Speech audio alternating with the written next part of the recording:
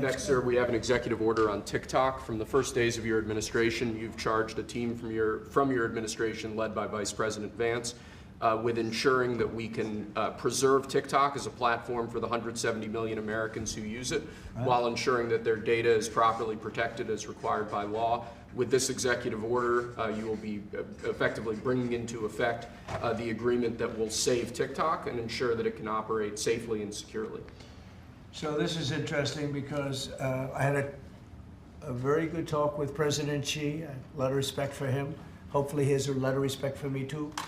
And we talked about TikTok and other things, but we talked about TikTok, and he gave us the go-ahead. You know, it's run by American investors and American companies, great ones, great investors, the biggest. You don't get bigger, I don't imagine. And maybe I'll have JD. JD was very much involved and in charge of it. And maybe I'll have you say a few words about the deal. He would report back, and the points of the deal, I think, are great for our country. So JD, do you want to give it a little talk, please? Yes, sir. Yeah, so thank you, sir, for your leadership and for your help. We really couldn't have done this without the president actually ushering this deal over the finish line.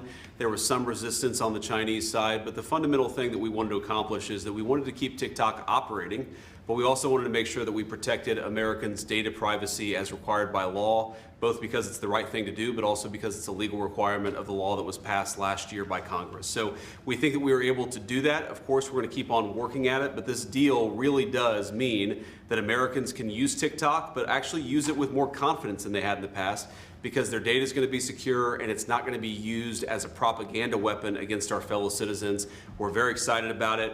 We appreciate the cooperation of everybody involved, and it's a big day.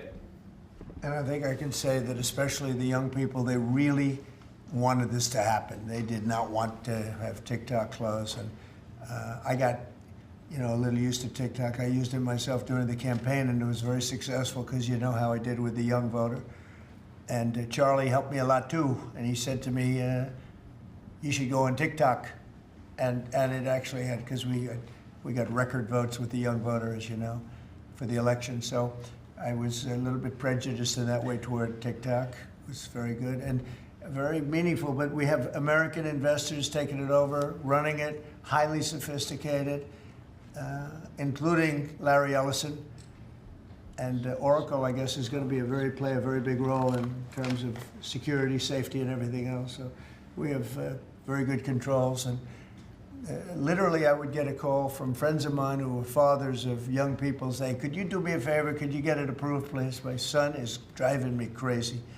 So we're getting it done, and they have a big audience, and we have great American investors. And here's your final copy. TikTok. Now, maybe if you want, we could take a couple of questions on TikTok, and then we're going to get onto something completely different, okay? Yeah.